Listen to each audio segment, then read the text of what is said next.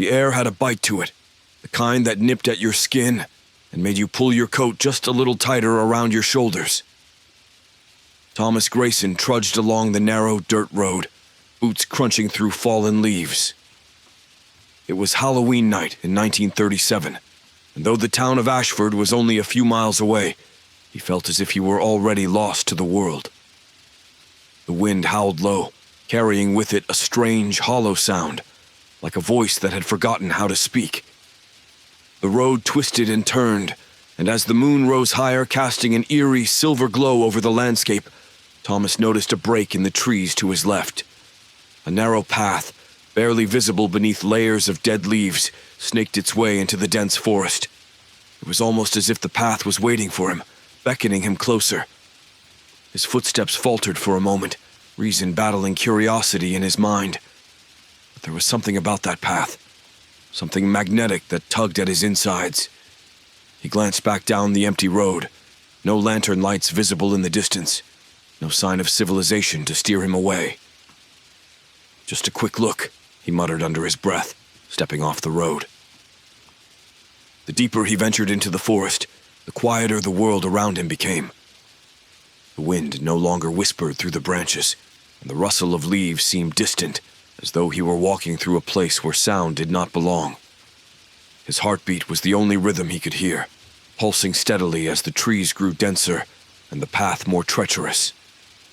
Then, through a gap in the canopy, he saw it. An old iron gate, half rusted and overrun with ivy, barely standing among the thicket. Beyond the gate, shrouded in a veil of mist, lay a forgotten cemetery. The headstones were crooked and covered in moss, their inscriptions weathered and unreadable.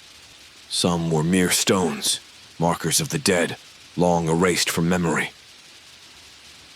Thomas paused at the gate, the weight of the place pressing down on him like a leaden shroud. The air was thick with something he couldn't quite place, an unease that crawled up his spine. His instincts screamed at him to turn back, to leave this place undisturbed. But his curiosity, as always, outweighed caution. Besides, it was just a cemetery. Graves from another time. What harm could come from looking? He pushed the gate open, the iron groaning in protest. As he stepped inside, a gust of wind swept through the cemetery, colder than before, as if it had emerged from the earth itself. The mist swirled at his feet, curling around his ankles like tendrils. The hollow sound in the wind returned, this time clearer, almost like a moan. Thomas shuddered but pressed on, weaving between the gravestones, reading the few names he could make out. Most were worn down to little more than faint scratches, but here and there, he caught glimpses of words. Beloved mother, innocent. There was something odd about the inscriptions. Too many spoke of innocence, of lives cut short too soon. The air grew heavier, and he noticed a strange sensation beneath his feet, as though the ground was softer here, not quite solid. His foot sank slightly into the soil, and he quickly stepped back. Just as he did, a sharp snap echoed from behind him, and he whirled around, heart racing. The trees were still, and no one was there.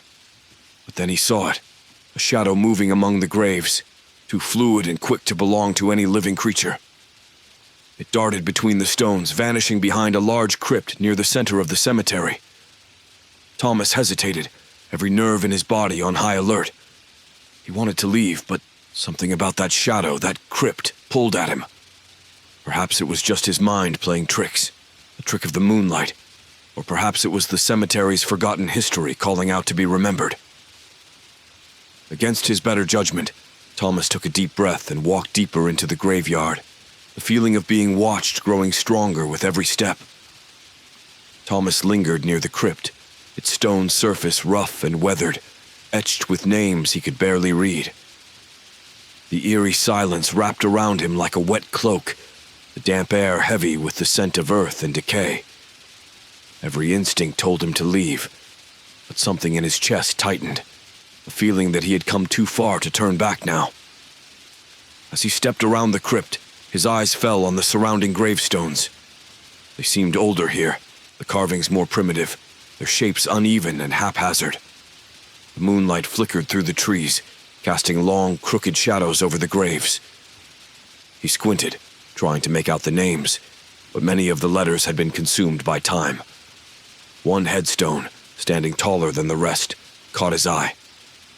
It was set slightly apart, hidden behind a twisted, blackened tree whose gnarled branches stretched over the cemetery like skeletal fingers. The inscription was more intact than the others, though the words were still faint, as if they were reluctant to be read. Here lies Eliza Merriweather, accused and convicted, 1692. May her soul find rest, though none was deserved. Thomas felt a chill trickle down his spine as he reread the last line. None was deserved? What kind of crime had warranted such harsh judgment? He moved on to the next grave, and then the next. The inscriptions varied little, but the date sent a prick of unease through him. 1692. The same year, over and over again, marked the stones of countless graves. Women, men, even children. His eyes widened as he pieced together the story unfolding before him. This was no ordinary cemetery. He had stumbled upon a graveyard filled with the accused, the forgotten souls of a witch trial long lost to history. This was where the town of Ashford had buried its shame, hiding the bodies of those who had been wrongfully condemned, damned in the eyes of their neighbors. A growing sense of dread clawed at Thomas as he realized the full weight of what this place truly was, a final resting ground for the victims of fear, hysteria, and cruelty. A gust of wind swept through the cemetery, stronger this time, swirling the mist into chaotic patterns around him. It was no ordinary breeze. It carried with it the faintest echo of voices. At first, he thought it was just the wind playing tricks again, but as the whispers grew louder, he could almost make out the words. They were sharp and disjointed, like fragments of a conversation half forgotten. Accusations. Pleas. Cries for justice that had never come. A sudden pressure built in his chest, and Thomas turned in a slow circle, his eyes scanning the graves once more. The stones seemed closer now, as though the cemetery itself was pressing in on him, suffocating him with its terrible secrets. Then, movement. From the corner of his eye, he saw the shadow again, this time clearer, closer. It was a shape, hunched and deliberate, lurking just at the edge of his vision. His heart thundered in his chest, his breath coming in shallow gasps. It moved swiftly, slipping behind the crypt once more before vanishing into the darkness. "Who's there?" he called out, his voice cracking in the still air. The only response was the rustling of leaves and the faint, insistent whispers riding the wind. His pulse quickened and he instinctively backed away, his feet stumbling over uneven ground. As he moved, something soft gave way beneath his heel. With a sickening lurch, he realized he had stepped into a shallow sinkhole in the earth. He stumbled, nearly falling as the soil beneath him shifted, crumbling under his weight. Thomas knelt, peering into the small pit he had created. The ground had given way just enough to reveal a grim sight, a half-buried wooden box, its lid splintered and cracked. It was a coffin, but not one like he had ever seen before. It looked ancient, rotted from years beneath the earth. And inside, something caught the light. With trembling hands, he reached in and pulled free a tattered scrap of parchment, yellowed with age. The writing was faded, barely legible, but one word stood out clear as day. Vengeance. A sudden, violent shudder ran through the earth beneath him, and for the first time, Thomas felt something more than curiosity, a deep, primal fear that gripped his heart and whispered in his mind. Leave this place before it's too late. But he couldn't move. His eyes were drawn once more to the crypt, and in the moonlight he saw it clearly now. The door was slightly ajar, and from the darkness within, something was watching him. Thomas stood frozen before the crypt, his breath caught in his throat. The small gap in the stone door seemed to widen as the night deepened, as though it were inviting him in, but his legs refused to move. The hollow wind had returned, twisting through the trees with a voice that now seemed unmistakable. It wasn't the wind at all. It was a chorus of whispers, low and menacing, rising from the earth itself. Then came the sound. From somewhere in the distance, a bell tolled, a slow, deliberate ring that cut through the stillness of the night. Thomas glanced around in confusion. There was no church nearby, not for miles, and the town of Ashford lay far behind him. Yet the bell continued, each toll reverberating in his chest like a drumbeat, counting down to something inevitable. 12 strikes. Midnight. As the last chime faded, the ground beneath his feet trembled. At first it was subtle, a mere vibration. Then, with a sickening lurch, the earth began to shift more violently. Thomas staggered backward, watching in horror as the ground in the center of the cemetery started to heave. The soil bubbled and cracked, and from the cracks emerged something unnatural, long, withered hands clawing their way to the surface. The dead were waking. One by one, the graves split open. Skeletal arms, decayed and caked in mud, broke free from the ground, pulling their bodies up from the depths. Some were little more than skeletons, their bones rattling as they rose, while others were grotesquely preserved, their rotting flesh clinging to their frames, faces twisted in endless agony. Their eyes, if they had eyes, burned with hatred, a vengeful fire that had been kindled centuries ago. Thomas backed away, his heart pounding in his ears. The bell tolled again, a single slow ring that seemed to ripple through the cemetery like a command. The dead, as if summoned by the sound, turned their hollow, vacant gazes toward him. They moved as one, slow but deliberate, their broken bodies lumbering across the cemetery with a terrifying sense of purpose. He could hear their whispers now, no longer carried by the wind but rasping from their parched throats. The words were fragmented, but the message was clear. They were seeking retribution. They were coming for the living. Panic surged through Thomas. He turned and bolted, his feet slipping on the uneven ground as he raced through the cemetery, dodging between headstones. The mist thickened around him, swirling in unnatural patterns, making it harder to see the path ahead. He could hear the scraping of bones behind him, the wet thud of decayed flesh hitting the earth as the dead pulled themselves free. His mind raced. How is this happening? These were just stories, just legends passed down through generations to frighten children. But the cemetery had come alive, literally, and there was no mistaking the danger he was in. These spirits were not content to remain beneath the soil any longer. And now, Thomas was their target. Ahead, the iron gate loomed in the distance, almost impossibly far. He had to reach it, had to escape the cemetery before the dead caught up with him. His legs burned with effort, his lungs aching as he pushed himself to run faster. The whispers grew louder, more insistent, a cacophony of voices calling for justice, for vengeance. As he neared the gate, a figure stepped into his path, a tall, dark shape draped in shadow. Thomas skidded to a halt, nearly losing his balance. The figure's face was obscured, but its eyes glowed faintly in the dim light, reflecting the moon in a way that no human eyes could. It stood unnaturally still, watching him, its presence suffocating. "What do you want?" Thomas shouted, desperation lacing his words. The figure did not respond. Instead, it raised a skeletal hand and pointed back toward the cemetery, toward the rising dead. As if on command, the whispers swelled around him, and Thomas understood. They weren't just seeking revenge on the living. They were seeking him. Something was connecting him to this place, something deeper than mere coincidence. But before he could make sense of it, a sudden pain gripped his chest, a sharp, crushing pressure that forced him to his knees. His vision blurred as the shadows around him seemed to grow darker, and the whispers turned into a deafening roar inside his head. Through the haze of pain and fear, he heard the bell toll once more.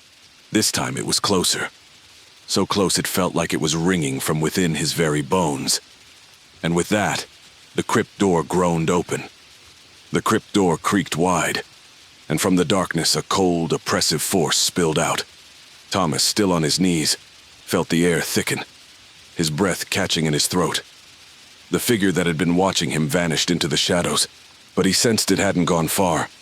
Whatever lay beyond the crypt's door was worse than the restless dead clawing their way from the graves. He could hear them still, Those spirits, those things, lumbering across the cemetery, their whispers now blending into a low hum of hatred and vengeance. But they had not moved to attack. Instead, they seemed to be circling, waiting for something. For him.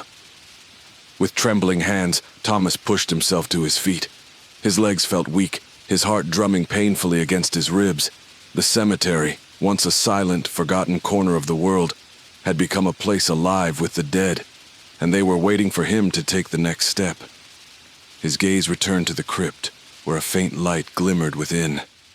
Against every instinct, he stepped forward, drawn by the unnatural glow. It was as if the cemetery itself had gripped him, pulling him toward the source of its dark power. He knew he should run, flee the way he came and never look back. But the ground felt as though it would swallow him if he dared turn away. The moment he crossed the threshold of the crypt, the air turned frigid, colder than the autumn night outside. The stone walls were etched with strange symbols, barely visible beneath layers of dirt and decay. At the center of the room, a single candle flickered weakly, illuminating an ancient altar covered in dust and cobwebs. Scattered around the base of the altar were tattered pages, documents, it seemed, detailing the names of the accused, the same names etched into the gravestones outside. Thomas scanned the altar and found something else. A crude, hand-carved figure. It was small, almost doll-like, made from blackened wood with long, twisted limbs. Its eyes were hollow sockets, and its mouth was carved into a wide, toothless grin. As his fingers hovered over it, a jolt of energy surged through him, forcing him to snatch his hand away. A deep, guttural voice echoed from the shadows, causing his blood to freeze. "You are bound to us." He turned, but no one was there. The shadows seemed to pulse, and from the crypt's doorway, the spirits that had risen from their graves gathered in the entryway, their forms flickering like candle flames in the wind. Their hollow faces gazed at him with a mix of fury and expectation. They weren't just mindless specters. They were waiting for him to do something, for him to play his part in this long-forgotten curse. "Why me?" Thomas rasped, his voice barely audible. The figure he had seen outside the crypt appeared again, this time standing between him and the spirits. It was more solid now, its face slowly becoming clearer, its features sharp and ghostly pale. The figure was a woman, her eyes burning with ancient anger. "They cast us here, those who feared us. They buried us in the darkness and silence, with no one to tell our story. But you..." Her voice was a rasping whisper, yet it filled the space. "You are the key, Thomas. You share the bloodline of those who condemned us. And tonight, you will help us finish what was started centuries ago." Thomas recoiled, shaking his head in disbelief. "I don't understand. I'm not..." But the words caught in his throat. His mind raced, dredging up vague memories of his family's past, stories whispered by his grandfather, half-remembered tales of an ancestor who had been a judge during the witch trials of a forgotten town. The weight of the realization settled over him like a suffocating shroud. He was connected to this place, in ways he hadn't known.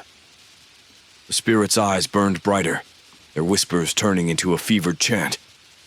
The woman in front of him stepped closer, her hand outstretched. "Our revenge has waited long enough. It is you who will release us into the world of the living. It is through your blood that we will walk again." Thomas stumbled back, shaking his head. No, I can't. I didn't..." But the ground began to tremble again, and from the altar the carved figure glowed with an unholy light. It pulsed with the same energy that filled the crypt, and the spirits surged closer, their forms distorting, becoming monstrous as their rage boiled over. The woman's eyes bored into him, her voice a terrible promise. "If you do not help us, Thomas Grayson, we will take our revenge on all the living. No one in Ashford will be spared." The weight of her words crushed him. He could feel the cemetery's hatred curling around him, seeping into his bones. It wanted blood. His blood. Their blood. And it would not stop until its thirst was quenched. The crypt shuddered as the dead began to rise in earnest, their anger building to a fever pitch. Thomas stood paralyzed, realizing that the decision before him was not whether to escape, but whether to choose the fate of one town, or of many. The cemetery seemed to close in around Thomas as the spirits loomed, their whispers swelling into a fevered, wrathful chant. His mind raced, desperate for a way out. He had to stop them, but how? He wasn't some chosen one. He was just a man who had wandered too far off the path on Halloween night. Now he stood on the edge of the impossible, caught between the dead and their vengeance. The woman, the spirit of Eliza Merriweather, stood in front of him, her hand still outstretched. Her eyes, burning with a centuries-old fury, demanded his answer. "You are bound to us, Thomas Grayson. You can't walk away. Make the choice. You will open the gate for us, or you will join us." Thomas stepped back, shaking his head. "There has to be another way. I didn't ask for this. I don't even belong here." His voice broke, echoing off the cold stone walls of the crypt. Eliza's eyes narrowed, her ghostly form flickering like a candle in the wind. "Your ancestor was the one who sealed us in this place. He passed judgment on us, sending innocent souls to their deaths. We have waited for the bloodline to return so we can claim what was taken from us." A sharp gust of wind rattled the gravestones outside, sending a cloud of dust swirling into the crypt. Thomas shielded his face and glanced toward the darkening sky, feeling the weight of the cemetery's curse growing heavier by the moment. He knew he couldn't fight them, not all of them. The spirits would tear Ashford apart if they escaped, destroying everything in their path. He had seen enough of their hatred to know that once they crossed into the world of the living, no one would be safe. But was there any chance he could outsmart them? Buy himself time? "Why me?" Thomas said, lowering his voice. "If I open the gate, you'll get your revenge. But what happens to me? You'll take me down with you, won't you?" Eliza's gaze softened for a moment, though the air still crackled with tension. "You fear your fate, as anyone would. But your blood ties you to us. Help us, and we will spare you. Once our revenge is complete, we will leave this world, and you will be free of the curse forever." The promise hung in the air like a heavy fog, and Thomas could feel the trap closing in. He was running out of options. If he refused, they would drag him into the underworld with them, leaving Ashford to burn. If he agreed, he would unleash a fury upon the town that might never be contained. His thoughts were interrupted by a shadow flickering at the edge of his vision. From behind one of the crypt's pillars, a hunched figure stepped forward, an old man, his face worn and ghostly pale. His sunken eyes gleamed with desperation, and in his hands he clutched a thin, weathered book. "Don't trust them," the man rasped, his voice barely more than a whisper. "There's another way." Thomas blinked in confusion. "Who are you?" The old man stepped into the flickering candlelight, his hollow eyes locking onto Thomas's. "I was the last one to face their wrath. I didn't open the gate, but I couldn't stop them either. They keep me here, trapped between life and death, a warning to anyone who stumbles upon this cursed place." Eliza hissed, her form shimmering with anger. "Do not listen to him. His failure left us bound here longer than we should have been. He is a coward." But the old man shook his head, raising the book in trembling hands. "There is a ritual, a way to bind them once more, to lock them away for good. But it requires a sacrifice." His voice wavered, and his eyes darkened with the weight of the words. "Blood must seal the curse again. Yours, or theirs." Thomas's heart thudded painfully in his chest. The spirits hissed in anger, the crypt trembling as their rage built. They were growing impatient, their forms flickering like shadows cast in firelight. If he stalled any longer, they might decide to take matters into their own hands. He stared at the old man, his mind reeling. A choice, a dark bargain lay before him. The spirits wanted their revenge, and they needed him to free them. But if what the old man said was true, there was still a chance to stop it. To bind the spirits to the cemetery once again, but only with a great cost. His blood, or theirs. "Decide now, Grayson!" Eliza's voice thundered, and the walls of the crypt seemed to pulse with dark energy.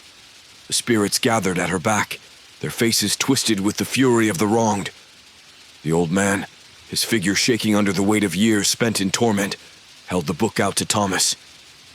"Choose, boy," he rasped. "End it here tonight. Stop them, or release them, and see your world destroyed." Thomas's breath came in ragged gasps. He stood at the center of the crypt, with the fate of Ashford, and perhaps his own soul, hanging in the balance. As the spirits pressed closer, and the old man's desperate plea echoed in his ears, he realized there was no turning back. The choice was his to make. Thomas stood in the center of the crypt, the weight of the cemetery's curse pressing down on him like a suffocating blanket. His mind raced, the old man's words ringing in his ears. "Blood must seal the curse again. Yours or theirs." The spirits crowded closer, their glowing eyes fixed on him, their fury palpable. Eliza Merriweather hovered at the front, her form more solid now, almost human. Her hand remained outstretched, her voice an echo of ancient anger. "Choose, Thomas Grayson. Open the gate and release us, or face the consequences."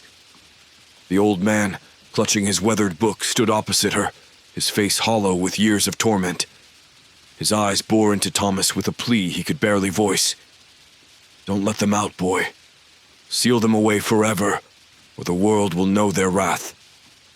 The spirits began to murmur, their voices low and insistent, like a storm building on the horizon. Thomas could feel the choice tightening around him. If he opened the gate, the spirits would exact their revenge on the town of Ashford, likely slaughtering everyone they found. But if he sealed them away, using the ritual in the old man's book, he'd have to give up something precious, his own blood, his own life, or perhaps something far worse. There had to be another way. But there wasn't. Thomas's breath came in ragged bursts as he weighed the impossible choice before him. Suddenly the crypt shuddered violently, dust falling from the ceiling. The spirits hissed and surged forward, their faces twisted with impatience. The moonlight outside had dimmed, a sign that dawn was creeping closer. Time was running out. The cemetery would not hold them much longer. Thomas's hand trembled as he reached for the old man's book. He could feel the spirit's hatred thickening the air around him, pressing down on him with every heartbeat. If I use the ritual, will it even work? He wondered, doubt creeping in. But as his fingers grazed the brittle pages, he heard a sound, a soft, sickening squelch that made his blood run cold. Eliza's face twisted into a smile, a hideous grin that sent ice through his veins. Slowly, Thomas looked down and saw it, a thin trickle of blood oozing from a cut on his hand. One of the spirits had grazed him with a bony, skeletal claw. His blood, warm and red, dripped onto the ancient stone floor of the crypt. The spirits surged forward at the sight of it, their faces contorted with desperate hunger. Eliza's voice, calm and cold, echoed through the crypt.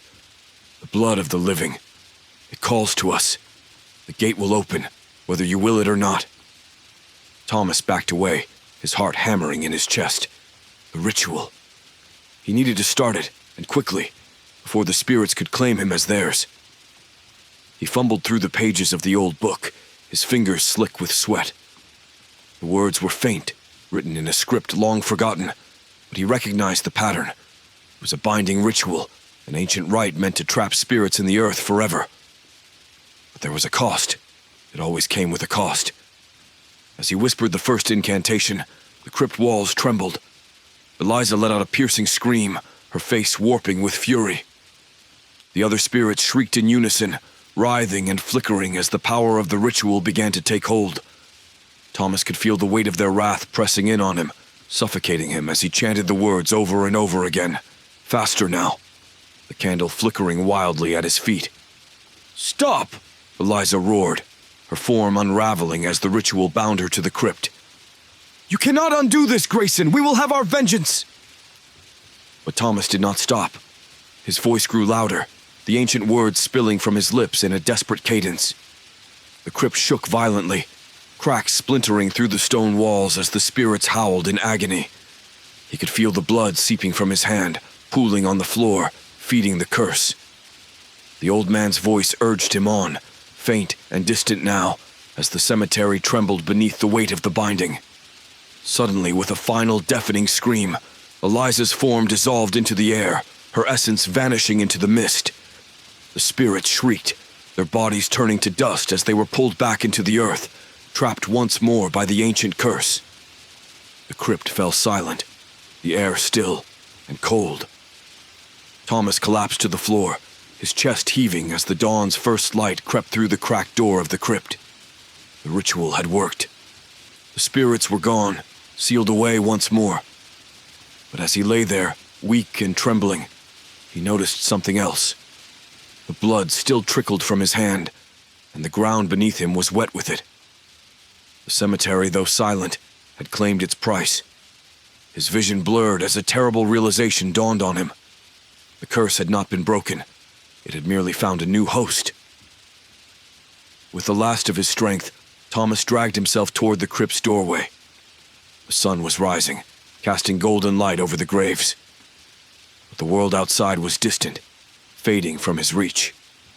He was bound to this place now, just as the old man had been, just as all who came before him had been. As the cemetery's shadows swallowed him whole, Thomas understood that he would never leave. Not really. And with the dawn came the bitter truth. The dead always claimed their due,